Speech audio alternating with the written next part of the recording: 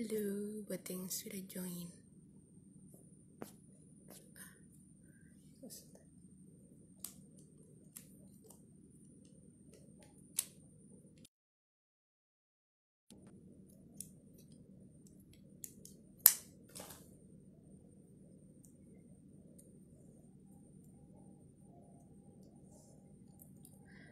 Halo yang sudah bergabung. Thank you ya.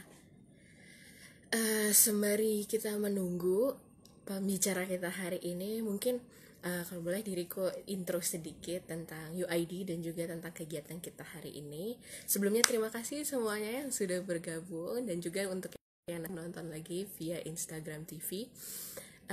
Sebelumnya kenalkan dulu, nama saya Mita dari United in Diversity Foundation. Sekilas mungkin pengenalan tentang UID. Jadi kami adalah sebuah organisasi yang menitik beratkan kepada kolaborasi antar trisektor, yaitu pemerintah, lembaga swasta, dan juga lembaga yang menaungi masyarakat madani seperti LSM, akademisi, dan sebagainya. Dan dari kerjasama trisektor ini kami berusaha agar gimana caranya kita bisa bekerja sama untuk mencapai sebuah tujuan bersama yang berkelanjutan gitu. Nah, di program Collab for Hope ini kami duduk bareng dengan beberapa alumni dari programnya UID, dan juga kita saling sharing gitu tentang cerita-cerita positif di tengah masa pandemi ini. Nah, hari ini kita kedatangan bintang tamu kita, Mbak Danur dari alumni program Youth Action Forum. Sembari diriku juga invite beliau untuk gabung. Oke.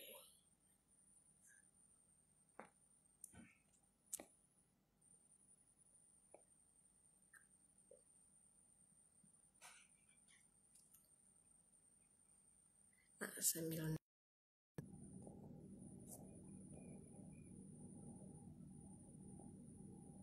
Oke.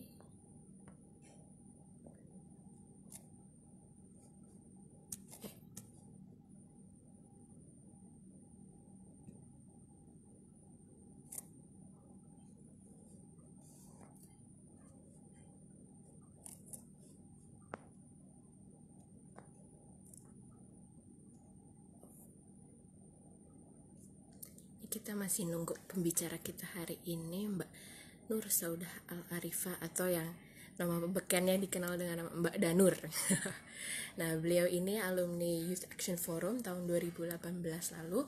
Kemudian banyak nih ceritanya. Mbak Danur ini aktif di Wonosobo dengan berbagai program. Nanti banyak ceritanya dari program seputar berbagi masker, program berbagi-bagi bakti sosial ke masyarakat, donasi-donasi dalam bentuk sembako, dan juga gimana caranya agar masyarakat di desa itu bisa berdaulat gitu dari segi pangan. Nah, nanti kita dengar ceritanya ya. Thank you buat semuanya yang sudah join hari ini. Nanti bertahan dalam 1 jam ke depan, kita akan ngobrol-ngobrol, dan sepanjang acara untuk teman-teman yang mungkin nanti ada mau yang ditanya, bisa nanti lewat komen ini ya. Oke.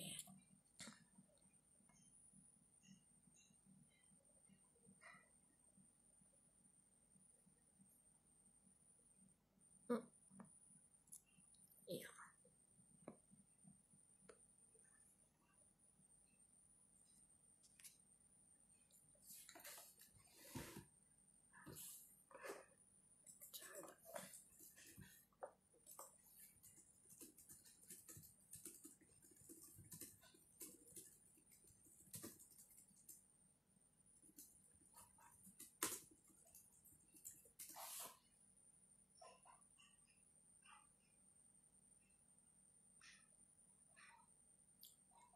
Thank you yang sudah join. Ditunggu dulu ya.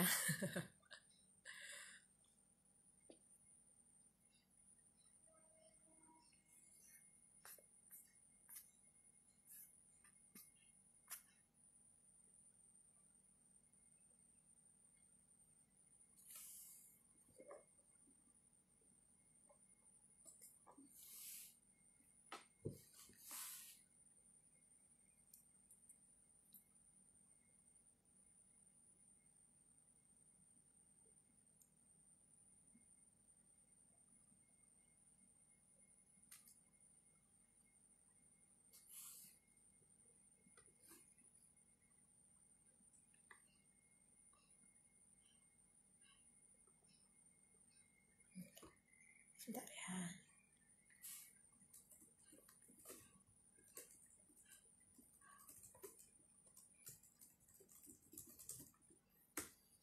Oh, ini dia sudah ada ternyata.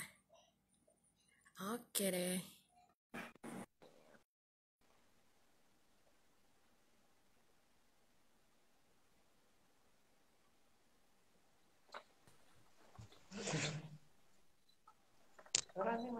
Halo Mbak Dano. Halo Mbak Dano.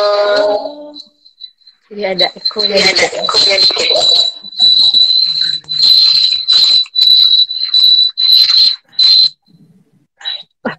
Muncul lagi nih Mbak Muncul suaranya. lagi nih Mbak suaranya. Jangkrik kali ya. Jangkriknya mau ikut. Jangkriknya mau ikutan. Ya. Oke, sebentar Mbak. Sebentar Mbak.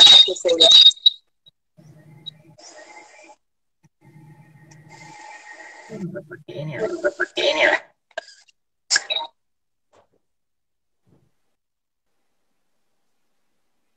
Oke. Ya. Sip. Ya, udah. Oke nih. nih. Nah, suaranya tapi agak gemar dikit nggak apa-apa. Mbak, tadi aku sempat cerita dikit nih tentang UID dan tentang Mbak Danur dan juga tentang program-program yang ada. Ini koneksinya Mbak. Bentar ya Mbak ya, aku coba dulu biar enak nih kita ngobrolnya.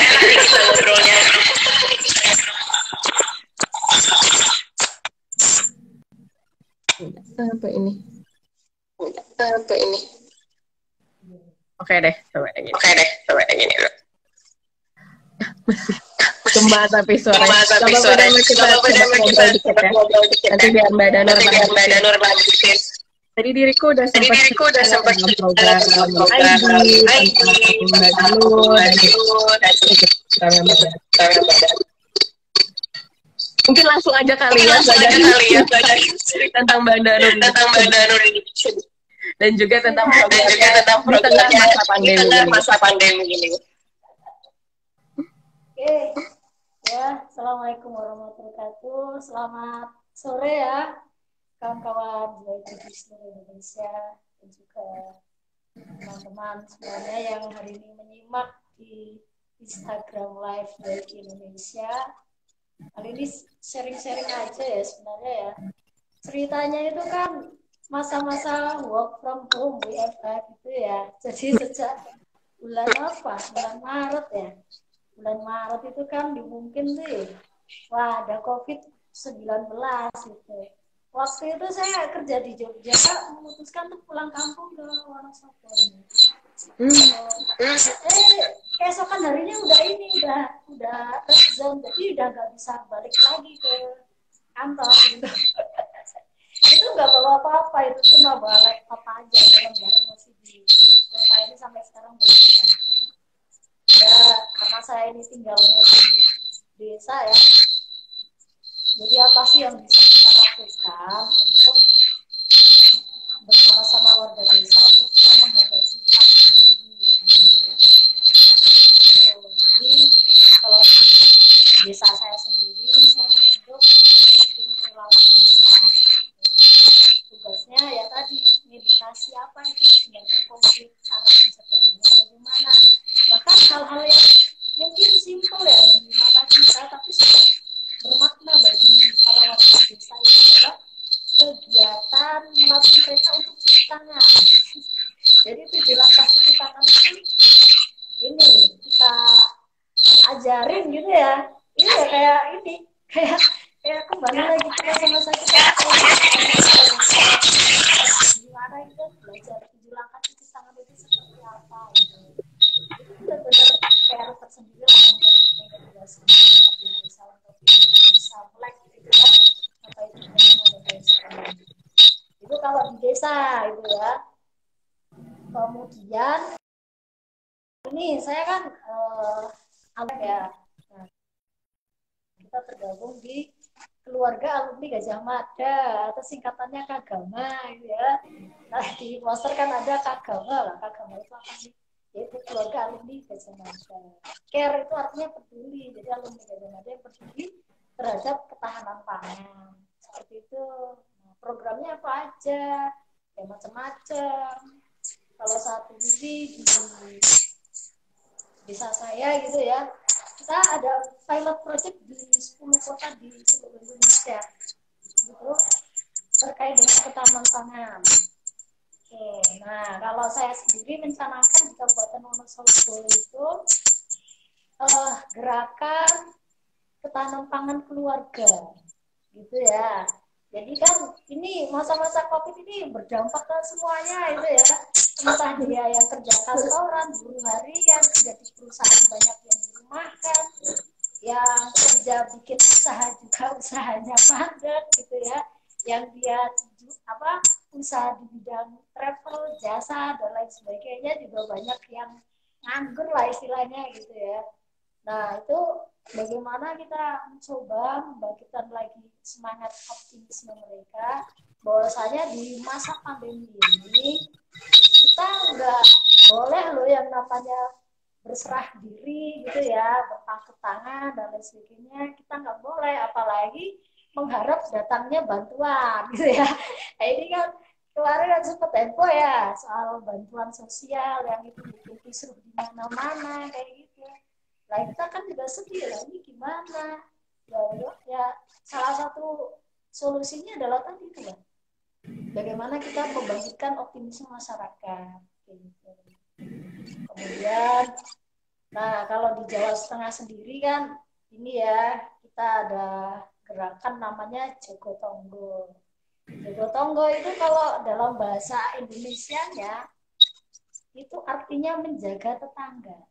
Menjaga tetangga sih lingkungan terdekat kita aja, jadi nggak perlu yang namanya ngarepin bantuan dari pemerintah pusat lah atau orang-orang yang jauh. Jadi kalau ada orang yang di sekitar rumah kita ada yang kesulitan, nah itu udah jadi tanggung jawab kita untuk membantu sesama.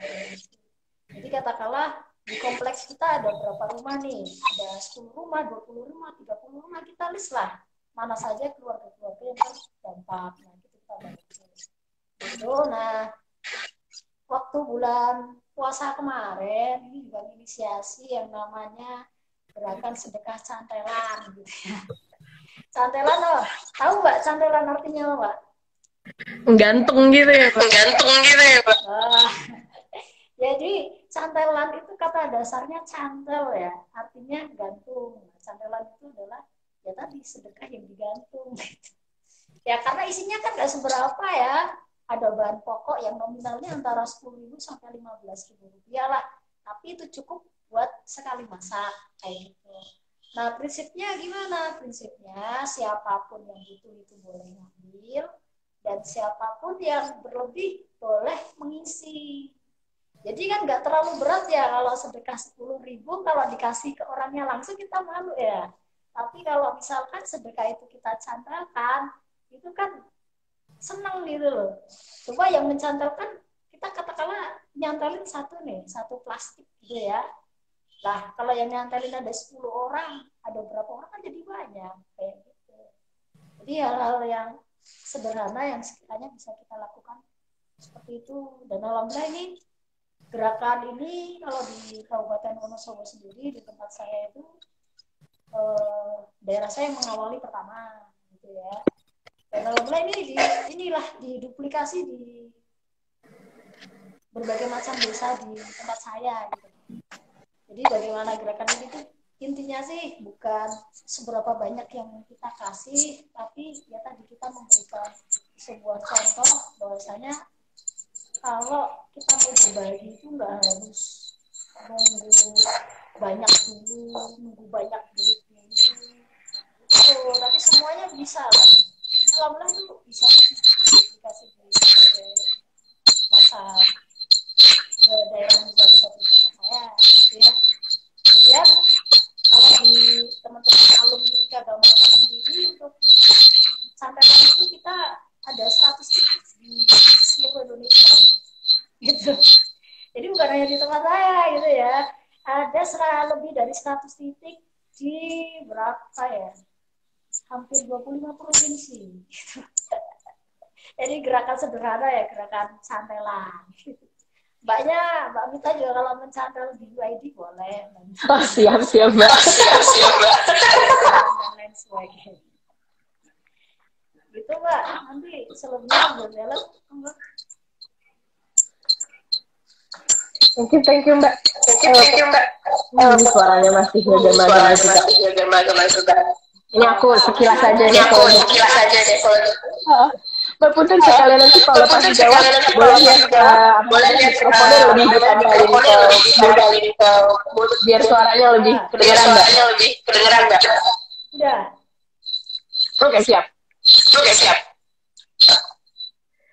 Nah, boleh dong cerita nih apa sih kayak drive-nya Mbak Danur, apa sih yang menginspirasi Mbak Danur untuk terus membantu masyarakat di desa dan juga apa gitu yang membuat Mbak Danur membantu ini semua.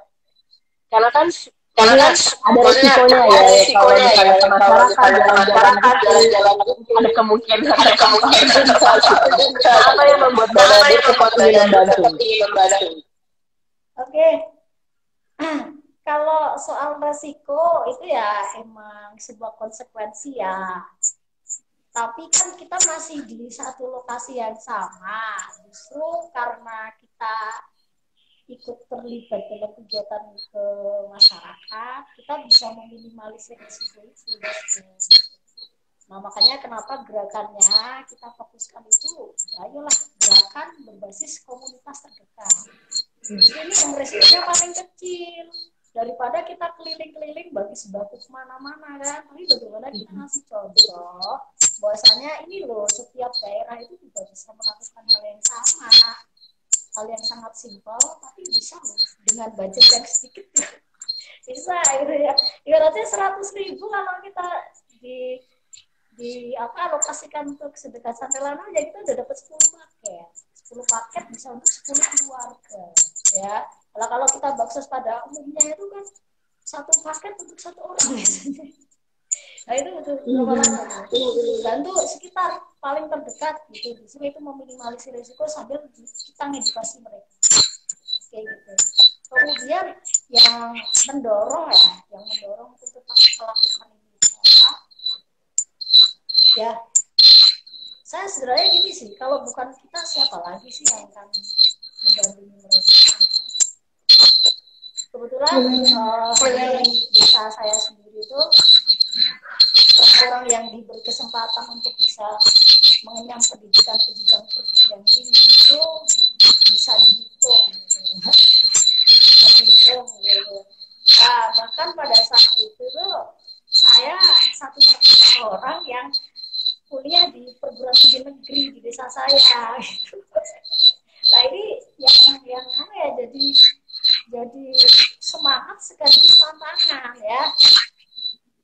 Ya bagaimana mungkin kita udah diberi apa ya istilahnya anugerah untuk bisa belajar ke perguruan tinggi begitu kuliah, sementara masyarakat yang lainnya itu mayoritas masih lulusan sekolah dasar lah kayak gitu. Kita pengen bagaimana ilmu kita bisa memajukan lingkungan terdekat kita. Itu sih yang mendorong saya untuk selalu bersemangat kayak gitu ya, untuk bisa ayolah bareng masyarakat untuk inilah di masa pandemi ini kita bisa tetap kuat kayak gitu. Kayak gitu.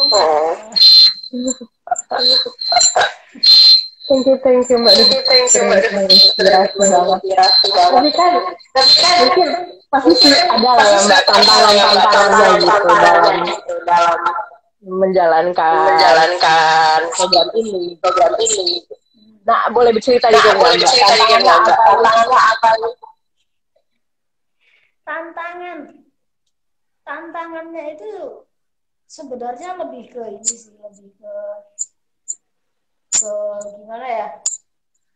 Ini kan sebelumnya ini kan sesuatu yang baru bagi masyarakat sekitar saya gitu ya. Katakanlah untuk saya contohkan untuk yang ini yang di gerakan ketahanan pangan keluarga ya. Saya contohkan. Saya bikin konsep, kalau ini kan yang menjadi fokus kita adalah warga desa yang dia tidak punya lahan sama sekali gitu. Tapi bagaimana kebutuhan pangan mereka itu bisa mandiri dari halaman rumah atau dari sekitar dan sebagainya. Nah, kalau konsep dari saya sendiri itu inginnya kita berkelompok gitu ya. Kenapa berkelompok? Agar semangat mereka itu tidak naik turun. Kalau kita membantu seseorang, tapi individual bantunya, kita memakainya itu enggak agak sulit ya cara mantaunya gitu ya.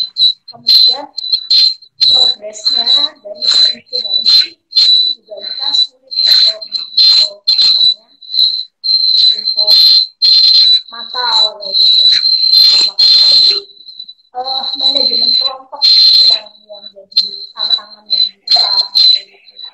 Jadi insya Allah ini meskipun emang gerakan ini terakhir ketika waktu COVID-19, tapi harapan kita itu nanti setelah COVID berlalu kelompok ini juga bisa tetap eksis gitu. Nah ini rencana besok hari Minggu ini kita akan ada pelatihan tentang pengolahan limbah rumah tangga, sampah rumah tangga.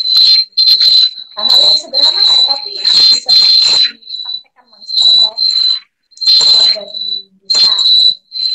Nah ini tadi sih tantangannya tadi soal tadi bagaimana manajemen kelompoknya tadi itu loh, karena tidak semua orang itu pengen berkelompok, mau ya udahlah kalau kamu mau bantu bibit benih dan lain sebagainya satu individu dapat berapa kayak gitu. Ada yang seperti itu. Itu kalau untuk yang di gerakan ketahanan pangan ya. Nah kalau yang di sedekah cantelan ini tantangannya macam-macam ini gitu. Mungkin ada kasuistik ya satu atau dua lah gitu. Yang wah ini orang kelihatan mampu kok ngambil cantelan gitu ya. Ada yang kayak gitu ya. Nah ini kan di masyarakat jadi heboh ini.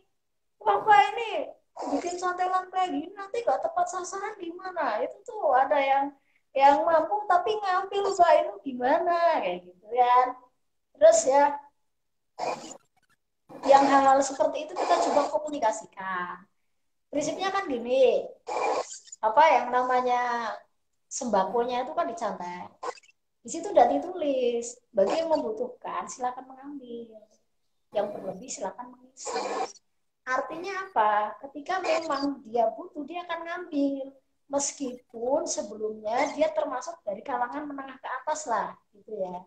Karena di sini kita harus positive thinking terhadap seseorang. Ternyata memang setelah oke deh, kita coba selidiki dulu ini yang mampu kenapa ngambil gitu ya. Nah, ternyata ya itu sih masa COVID ini tuh berdampak pada semuanya ya. Muncul istilah yang namanya orang miskin baru. Jadi dulunya memang mampu, tapi karena COVID ini katakanlah dulu yang dia punya bisnisnya kolaps gitu ya. Kemudian dia punya hutang kayak gitu ya. Nah orang-orang seperti ini justru itu dia tidak terjangkau bantuan oleh manapun loh kalangan menengah ini ya. Karena apa? Karena yang terjangkau oleh bantuan pemerintah pusat, pemerintah provinsi, kemudian pemerintah kabupaten dan pemerintah desa itu kan yang sudah muncul datanya di data namanya DTKS, data terpadu kesejahteraan sosial. Nah, kalangan orang-orang menengah ini kan nggak masuk ke data situ, gitu ya. Jadi itu sebabnya ini kenapa ada 1-2 orang yang kelihatan mampu tapi ngambil lah, karena emang dia terdampak kayak gitu sih. Jadi itu sih tantangannya bagaimana ketika ada masalah kita berusaha untuk mengkomunikasikan kepada mereka apa yang sebenarnya terjadi. Nah ini tantangannya di situ sih.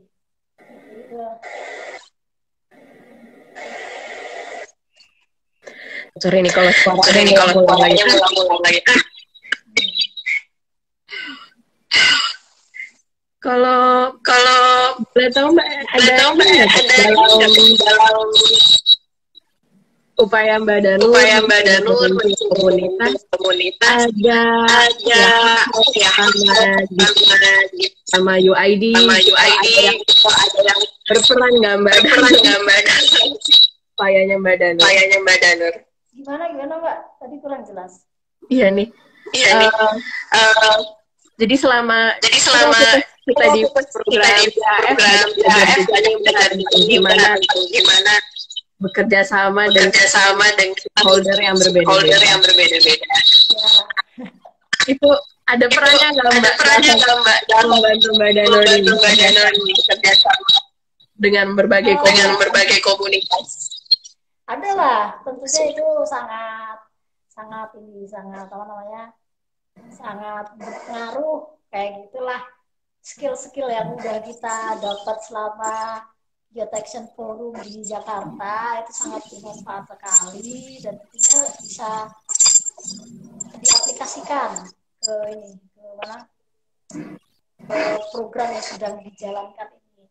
Karena kan memang sebelum kita memutuskan untuk melakukan sesuatu, ini kan kita adakan dulu yang namanya pemetaan ya.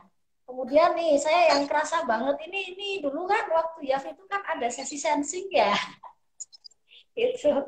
Jadi kita merasakan apa yang dilakukan oleh masyarakat, tapi kita bertindak kita sebagai mereka, bukan kita sebagai kita yang sedang melakukan aktivitas itu. Kemudian kita tes the water dulu ya, kita tes dulu kira-kira respon mereka itu gimana ya gitu.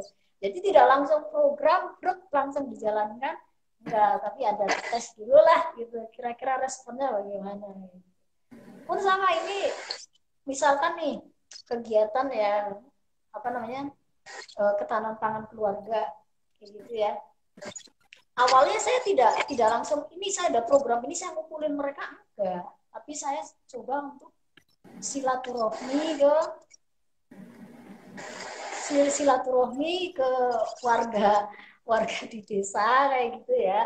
Kemudian saya cerita nih, Bu, saya dari Kagamaker nih Bu, gitu kan. Dia kan tahu lah saya alumni UGM gitu ya.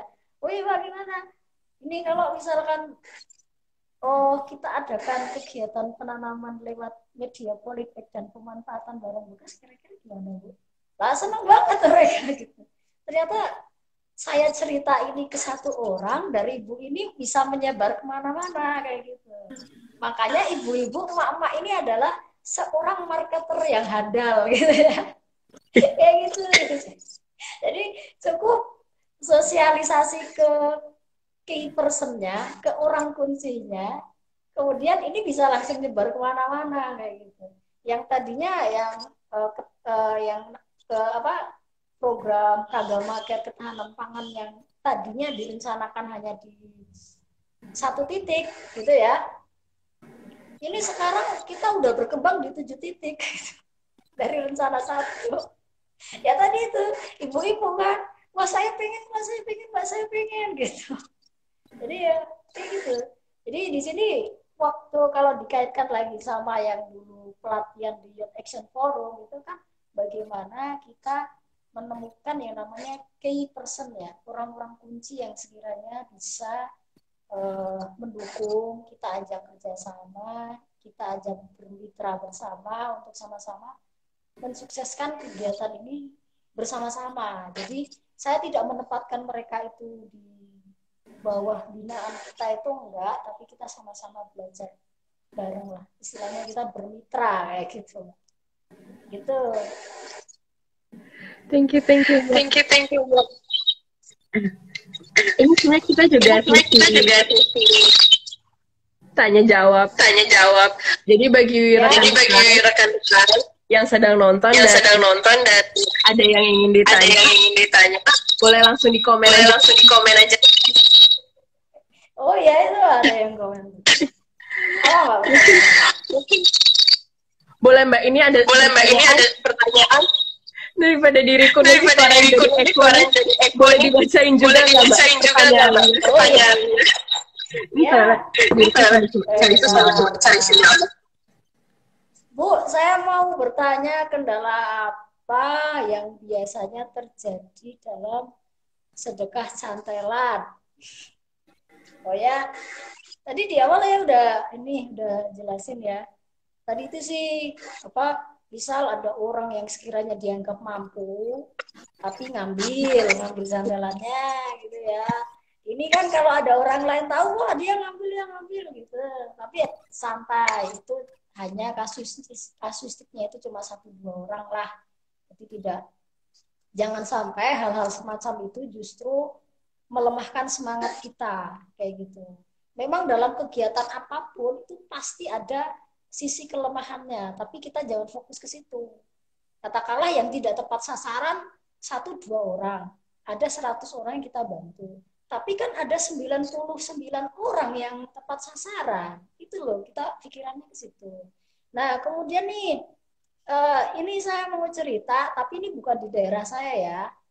Jadi kita di Kagama itu kan juga ada namanya Kagama Cantelan, gitu ya, selain Kagama Ketampangan. Nah, itu juga ada cerita, itu kalau, dia mau ngambil, tapi ini loh, minta tolong anaknya buat ngambil gitu. Bukan si ibunya yang ngambil gitu loh. Nah, kalau kayak gini kejadiannya, ini sempat membuat kita itu shock gitu ya. Sempat membuat kita itu shock. Karena apa? Karena kita nggak tahu yang namanya memberikan yang masih kecil ngambil itu gitu, ngambil sedekah untuk orang lain, istilahnya kan cuma disuruh, karena kita khawatir nanti ketika dia dewasa nanti ada semacam kesan psikologis, oh ya dulu saya pernah ngambil seperti itu. Tadi ada satu kejadian yang seperti itu. Jadi anak kecil yang diminta sama orang tuanya buat ngambil sedekahnya itu. Nah, ini kan inilah dikhawatirkan ke depan memberikan efek yang kurang bagus untuk psikologisnya dia ke depan. Cuma ada kabar gembiranya juga ini. Jadi kapan ya? Oh ya, sekitar 5 hari yang lalu mungkin ya. Itu yang cantelan yang di daerah Jogja itu udah mulai mencantel di lingkungan sekolah dasar ya. Kalau nggak salah di kalau nggak salah di SD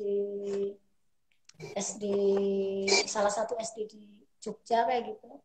Dia ini membongkar tabungannya untuk diberikan ke sedekah cantelan itu. Jadi ibaratnya uang sakunya dia itu memang dia alokasikan untuk membantu di cantelannya itu.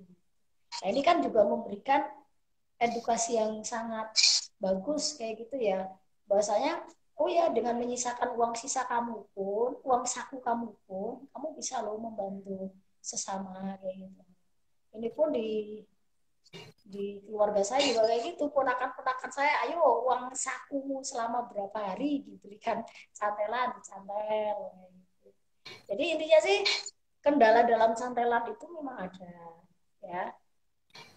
Tapi ya jangan fokus ke kelemahan. Kita fokus ke yang jadi nilai positif dari gerakan kita itu apa, bisa membantu banyak orang, kemudian mudah diduplikasi gitu ya.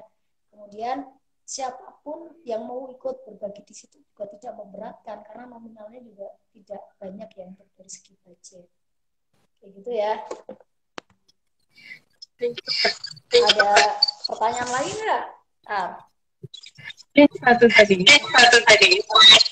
Oh, nih. Ya.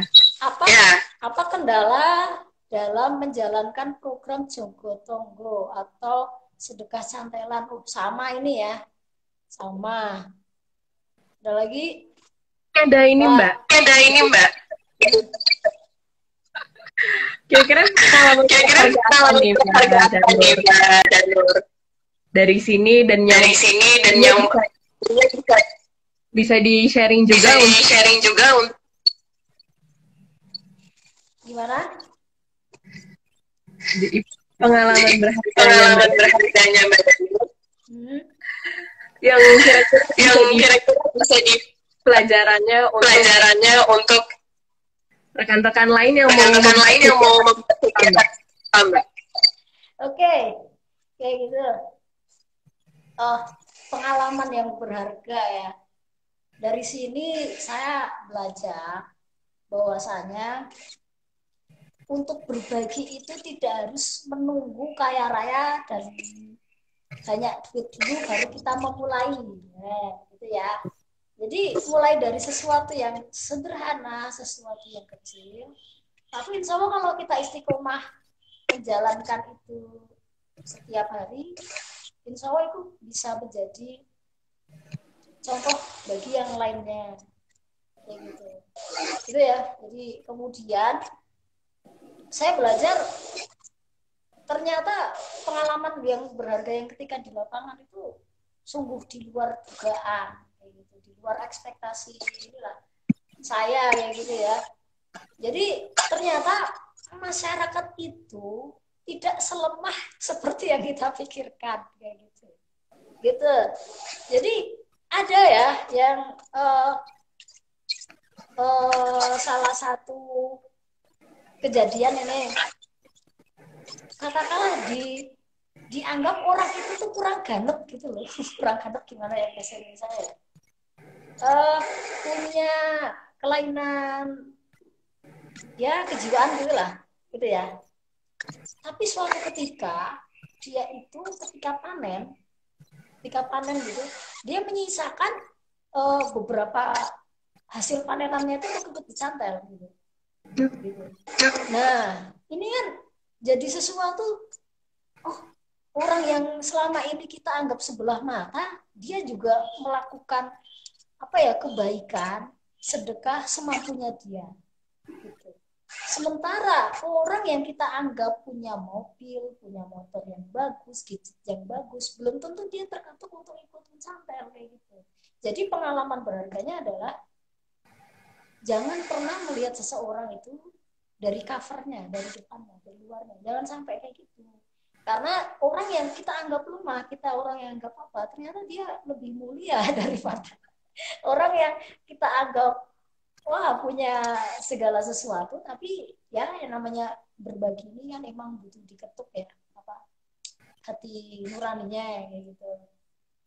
Seperti itu ya. Oh ya, ini yang bergabung ada yang namanya Bu Ardiati Bima gitu ya. Saya kenalkan Bu Ardiati Bima ini ibu negara cantelan ini, Mbak. Ini gabung di sini gitu. Karena beliau ini salah satu alumnus UGM Fakultas Pertanian kayak gitu. Dia juga sudah mengawali kegiatan cantelan ini lebih awal kayak gitu. Nah ternyata masing-masing alumni sama-sama bikin, ini buat di Hati Bima bikin di Jogja kayak gitu, saya bikin di Wonosobo, ini bikin di mana, akhirnya jadi komunitas sendiri cantelan ini kayak gitu. Terima kasih ya Bu Ardiati Bima atas inspirasinya ya, semoga gerakan cantelan ini bisa jadi amal jariah untuk semua para relawannya kayak gitu. Nih Mbak Mita juga kalau mau bikin cantelan boleh Mbak? Iya, terinspirasi banget. Mungkin kalau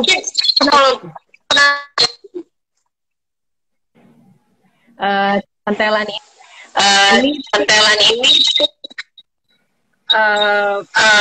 besarkan gitu Mbak. Sekarang kan cuman tingkat dalam di kampung desa Mbak Dadur. Kalau digedein gitu skalanya. Nah, menurut Mbak Danu efektif nggak? Ya, gini loh. Digedein itu sangat bisa Mbak. Jadi intinya gini. Kita kan ibaratnya seperti jualan ide, jualan gagasan kayak gitu.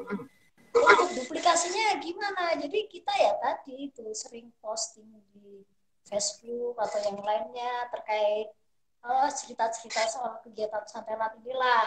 Nah, akhirnya apa? Akhirnya ini menggerakkan yang lainnya. Nah, tadi saya cerita ya, santelan ini udah lebih dari 100 titik ini ya. Di berapa lebih dari 20 provinsi dan berbagai macam kota ini sudah ada. Kayak gitu. Jadi artinya apa? Sebenarnya mau diluaskan lagi boleh. Nah, kita tinggal nyari volunteernya itu seperti apa. Nah, kebetulan ini kalau saya sendiri, karena kebetulan saya alumni dari UGM, dari Kagama Care ini mensupport juga. Kita kasih stimulus. Ada yang namanya uang stimulus dari Kagama Care untuk para alumninya yang dia komitmen untuk mengembangkan gerakan santelan sembako ini di daerahnya masing-masing. Kayak gitu. Jadi misalkan nih, Mbak Mita alumni UGM. Kemudian Mbak Mita mau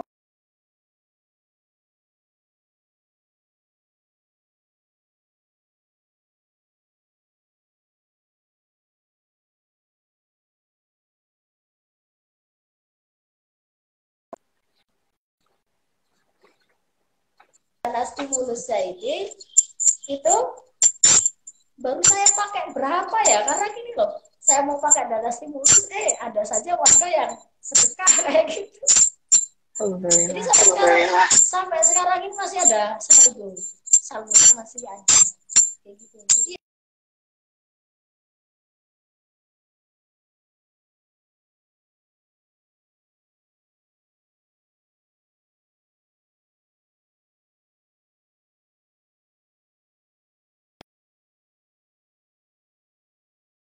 paket sembako gitu untuk orang-orang yang dia tidak terjangkau bantuan bansos. Nah, ini sangat membantu sekali gitu. Nah, ini mereka nggak akan tahu bahwasanya kalau kita tidak ada kegiatan ini, mereka nggak akan pernah sampai ke desa ini. Nah, kemudian pernah juga salah satu ketua Karang Taruna ya. Tahu Karang Taruna kan, Mbak? Karang Taruna. Jadi ada lembaga Karang Taruna di kabupaten saya di Wonosobo itu pernah main ke desa saya gitu. Jadi intinya beliau sharing-sharing ini sedekah santelan sembakonya ini gimana sih maksudnya kayak gitu. Yang dicantel apa aja, biayanya bagaimana, respon warganya bagaimana dan lain sebagainya. Kemudian kebetulan waktu dia silaturahmi ke tempat saya, kita lagi persiapan bungkusin paket santelannya itu kebetulan. Dan kita bersiap untuk membagikan. Nah, akhirnya kita ajak Ketua Karang Taruna yang di tingkat kabupaten ini ikut gabung kita untuk mensantel. Dan setelah pulang, dia bilang, Mbak, insya Allah saya mencoba untuk agar inspirasi gerakan santelan ini bisa diduplikasi di desa-desa yang ada Karang Tarunanya kayak gitu. Jadi kan ini multiplier effect kayak gitu. Intinya adalah kita bisa membesarkan gerakan santelan ini tanpa harus melembagakannya. Karena yang kita coba sentuh adalah tadi bagaimana menyadarkan seseorang untuk berbagi kayak gitu. Seperti itu. Jadi siapapun lah ya ternyata banyak. Awalnya yang kebanyakan melakukan gerakan sedekah santelan ini kan awalnya ini teman-teman alumni dari game gitu. Sekarang banyak alumni IPB ada yang melakukan, alumni ini ada yang melakukan, alumni SMA ini ada yang melakukan, jamaah pengajian ada yang melakukan, takmir masjid banyak yang melakukan, dan modelnya sekarang jadi bervariasi lagi. Jadi ada salah satu rekan kita itu juga yang sekarang dia bikin yang namanya warung suka-suka. Warung suka-suka ini adalah dia modifikasi dari cantelan. Kalau cantelan itu kan dia ngambil, tapi dia nggak bayar apapun, ya kan? Nah, Karena apa? Dia bikin seperti itu karena kan suka nggak suka kalau kita mencantum terus kan kita butuh ini ya, tetap butuh uang ya, butuh uang untuk keberlanjutannya, ya kan? Maka dari itu biar cantelannya ini tetap berumur panjang, gerakannya tetap berjalan, bagaimana? Artinya ya udah warung suka-suka itu adalah nanti beberapa jenis sayuran, bahan pokok digelar di meja di situ. Silakan mengambil, kalau kamu punya uang silakan bayar sesuai dengan kemampuan. Kayak gitu. Artinya apa? Ini tingkatannya dinaikin lagi. Tingkatannya dinaikin lagi. Jadi kamu ngambil tapi kamu ya silakan bayar seikhlasnya kayak gitu. Nah, nanti dari hasil uang yang dikumpulkan ini nanti bisa untuk kegiatan selanjutnya. Jadi itu bisa berlanjut secara terus-menerus kayak gitu. Jadi yang namanya cantelan ini selalu mengalami yang namanya modifikasi gitu ya. Kemudian ada lagi ini, ada seseorang yang minta izin misalnya, Mbak saya minta izin ya untuk ini, untuk duplikasi kegiatan cantelannya, tapi saya nggak punya cantelan Mbak, gitu.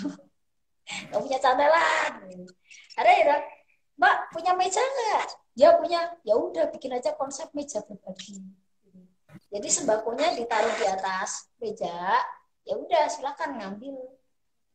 Jadi kan nggak harus cantelan nggak harus. Jadi sesuai dengan apa namanya kondisi lingkungan setempat gimana. Jadi karena nggak ada cantelan, konsepnya jadi meja berbagi gitu. Jadi sembako di atas meja, silakan ngambil. Yang butuh ngambil, yang mampu silakan meletakkan sedekahnya di situ. Gitu. Kemudian ada lagi nih, ada salah satu warga di Kabupaten Wonosobo ini ya, kita kan ada salah satu masjid, namanya Masjid Al-Mansur gitu ya. Itu malah dia bikin sekarang yang namanya sedekah belanja. Sayur kebutuhan pokok itu lapaknya buka setiap hari Jumat. Kayak gitu. Setiap hari Jumat. Jadi silakan ngambil bagi yang butuh gitu. Itu lumayan juga bisa membantu apa? Kebutuhan sayur dan kebutuhan pokok warga masyarakat di sekitar situ setiap hari Jumat kayak gitu. Nah, makanya kan sebenarnya yang kita inginkan membesarkan gerakan santelan ini bisa tadi dengan apabila semakin banyak orang yang tergerak, orang yang terinspirasi untuk melakukan hal yang sama kayak gitu. Ya insya Allah nanti ke depan akan besar sendiri meskipun kita tidak disatukan dalam wadah organisasi yang sama. Jadi siapapun lah, mau dia kumpulan PKK, ibu RT, ibu RW, takbir masjid, alumni SMP, alumni SMA, alumni perguruan tinggi, kemudian abang-abang apalah. Oh ya, paguyuban pedagang pasar juga udah mulai apa namanya? Pak Ibu yang pedagang pasar itu kan ada yang pedagang sayur ya, pedagang sayur. Dia ada yang dijual ada sekian berapa persennya, itu ada juga yang disandali. Jadi intinya adalah ini bisa dilakukan oleh semuanya dan kita tidak ingin yang namanya mempatenkan ini gitu. Jadi nggak ada istilah dilembagakan atau apa itu enggak. Silakan siapapun yang ingin melakukan hal yang sama silakan. Pokoknya dengan niat baik apapun ya. Ya. Kita bisa berbagi gitu. Mungkin ini pertanyaan terakhir nih Mbak. Apa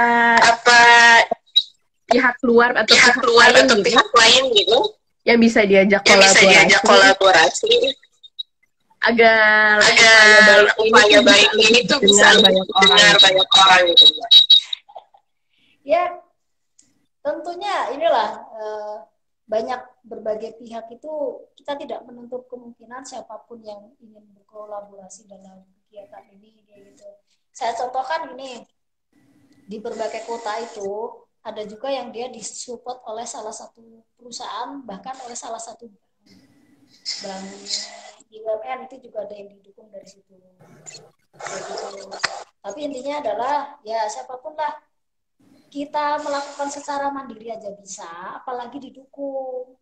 Nah, tentunya ini kan akan menjadikan umur santelannya ini semakin panjang, gitu ya. Nah, kemudian untuk yang gerakan kemandirian, gerakan ketahanan pangan keluarga, ya, ini juga butuh support lah dari berbagai macam pihak. Harapan saya sendiri, dinas pertanian terkait, entah itu di kota, di provinsi atau di yang lainnya juga ikut support kegiatan ini. Kemudian apabila ada NGO yang ingin mensupport, ya kita sangat welcome sekali. Karena apa? Karena kan untuk kedepannya ini yang kita bantu itu dari Kagama Care Ketahanan Pangan itu ada benih ya, kita dikirimin benih dan juga beberapa polybag, kemudian ada yang namanya dana stimulus untuk media tanam. Gitu. Jadi intinya apa? Kalau untuk gerakan ketahanan pangan ini, ketika kita skalanya ingin diluasin, maka otomatis kita juga itu suntikan benih, suntikan stimulus dan lain lebih banyak lagi. Gitu. Meskipun tadi kita jangan pernah menjadikan ke masyarakat, oh kita disupport loh dari ini, enggak gitu. Katakanlah saya membuat satu kelompok kayak gitu. Ini sifatnya stimulus saja, kita dampingi. Nah, bagaimana mereka membuat media tanam sendiri, bikin pupuk organik sendiri, gitu ya, bikin kompos sendiri, itu kita ajari. Bahkan untuk bibit sendiri, untuk benih sendiri, kita jangan lantas mengandalkan bantuan dari partner yang sudah mensupport kita, dalam hal ini Kagama kayak gitu. Oh Bu, ini besok Ibu kalau mau masak, bisa masak ini ya, masak ini pakai seledri, kemudian masak cabai, masak apa, tolong bijinya jangan dibuang ya. Bijinya ini ya, masak pare, masak tomat, masak apapun, cabai dan lain sebagainya, tolong bijinya jangan dibuang. Kalau memang ini itu barangnya bagus, ini juga bisa dibibitkan sendiri loh gitu. Nah, ini alhamdulillah ini kita sudah adakan pelatihan ke warga yang jadi kelompok kita, pelatihan pembibitan secara mandiri kayak gitu. Jadi intinya adalah kita ingin memberdayakan, tapi jangan sampai mereka malah mengandalkan bantuan dari pihak lain. Nah, maksud kita kan kita ingin memberdayakan, maju bersama-sama kayak gitu. Jadi intinya kita oke lah kalau berbagai macam pihak ini support kegiatan ini akan lebih besar lagi, insya Allah kita sangat senang sekali. Tapi poin utamanya adalah kita ingin memandirikan warga gitu. Jadi di masa pandemi ini kebutuhan pangan itu insya Allah mereka bisa dipenuhi secara mandiri, asalkan ini ya, mereka mau menanam. Nah, makanya kita ada tagline nih. Tagline kita adalah nandur opo sing dipangan, ya, pangan opo sing ditandur. Tahu artinya apa? Boleh Mbak dijelasin? Artinya gini, tanamlah sesuatu yang bisa kamu makan. Kemudian makanlah apa yang sudah kamu tanam. Jadi insya Allah, kalau kita ini mau menanam, ya kita akan panen. Tapi kalau kita nggak mau menanam, ya apa yang akan kita makan, gitu ya. Seperti itu. Jadi besok ketika ya mau goreng telur, kebutuhannya udah kita bisa penuhi lah dari halaman rumah. Gitu. Ini juga polybag juga kita support, katakanlah polybag berapa pak gitu ya untuk satu kelompok. Nah, selebihnya kita arahkan untuk memanfaatkan barang-barang bekas untuk jadi tempat tanamannya. Jadi wadah-wadah minyak goreng, kemudian wadah-wadah ini minuman cup itu ya, itu juga bisa dipakai. Kemudian ini styrofoam itu kan sampah tapi tidak bisa didaur ulang lagi gitu. Ya kan? Itu styrofoamnya kita pakai untuk bisa jadi bahan alternatif ini, hidroponik. Itu juga bisa pakai. Bahannya sederhana itu, bahannya cukup styrofoam, kemudian dikasih tadi minuman mineral, botol-botol gitu. Gitu. Nah, ini hari ini di desa saya itu salah satu kelompok sedang kerja bakti bikin rak. Karena kan dia lahannya sangat sempit sekali, sehingga kalau ditaruh di lantai udah nggak muat, sehingga mau dibikin rak, nanti bikin konsep namanya vertikultur, jadi naik ke atas gitu loh. Nah, ceritanya kayak gitu. Terus nanti kalau emang udah bagus, katanya mau dicat, dihias. Nah ini secara nggak langsung kan ada kegiatan upaya tamanisasi gitu loh. Jadi biar kampungnya itu indah, ya selain buat makan juga estetika dan lain sebagainya juga itu lumayan bagus. Itu dan ini di tempat saya sendiri nih benar-benar mulai dari nol. Mulai dari nol dan ya semoga lah niat baik ini semoga berkelanjutan juga ya Mbak ya. Nah, jadi mau ada COVID, nggak ada COVID, masyarakat kita ajak untuk mandiri. Intinya itu. Betul. Gimana caranya biar berkelanjutan meskipun ya. Nah, Mbak Puntek ini kita waktunya udah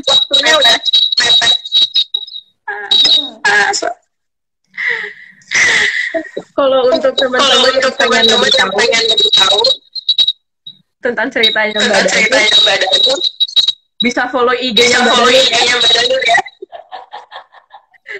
Iya. Di Danur Sosmas ya Mbak. Ya. Sosmas itu arti singkatan itu sosial masyarakat. Mantap. Masyarakat itu. Thank you Mbak Danur. Bersama kita hari ini. Ini untuk yang terkendala dengan secara teknis. Mungkin besok bisa lebih dengar banyak ceritanya di Instagramnya Mbak Danur ya Mbak langsung. Ini di sini kita cuma ngasih trailernya aja nih. Ya. Terima kasih kepada UID ya. Sama-sama Mbak Danur, terima kasih banyak. Jangan bosan-bosan kerjain sama kami. Tetap terus berjuang Mbak, tetap semangat. Dan juga salam buat teman-teman di desa juga ya Mbak. Namanya juga Alumni Youth Action Forum. Kalau nggak action ya nggak alumni situ dong, ya kan?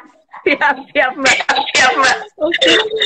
Jangan lupa juga hari Jumat besok kita akan ada sesi Collab for Health lagi. Dan dengan narasumber yang nggak kalah serunya juga. Terima kasih ya Mbak Danur. Saya selalu. Sampai jumpa teman-teman.